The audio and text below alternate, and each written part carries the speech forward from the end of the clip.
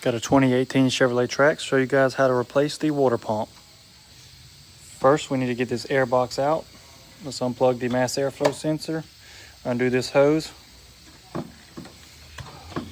and then pull your Airbox out of these little grommets. Now we come right here. We need to get this engine mount bracket out the way, which is held in by 3 15mm bolts. I have a jack up underneath the transmission just to raise the engine up some. It'll make it a lot easier to get to those bolts. Now that we have the bracket off, it's time to get the drive belt off. All you need is a 15mm socket and a ratchet, and I'm going to take this Allen key to put right there in the inside of the tensioner to keep it suppressed down.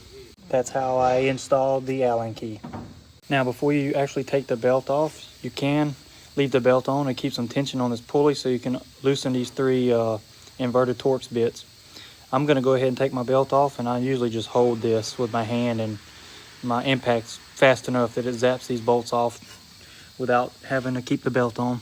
If you don't have a socket to fit these, you can use a 10mm standard socket. Now that we have the belt and pulley off, you want to come right here and get this hose off the back of the water pump.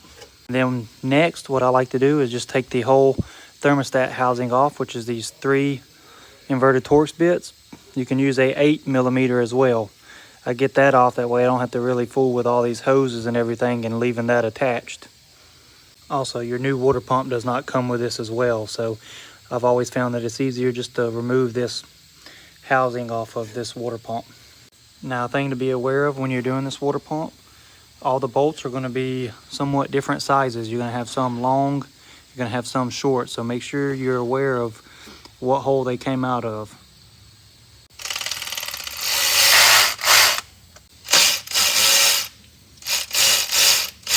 You can unplug this coolant temp sensor connector off and then move this housing out your way some. Now it's time to get all your water pump bolts out. There's quite a few. Now you can loosen all the bolts and leave them in the water pump as you gently pry them off so you don't lose their location. That can help you out a lot. And that way when you get your new water pump, you can just take the bolts out of this water pump and put them in the new one so you can put them in the same spot. Once you get your new water pump and gasket, what I like to use is some gray silicone and rub it smooth across the areas where I'm going to lay this new gasket.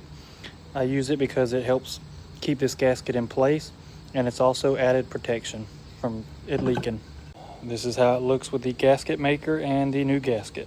You want to make sure you clean your surface where you're going to mount your new water pump. Time to install. If you enjoyed this video, like and subscribe.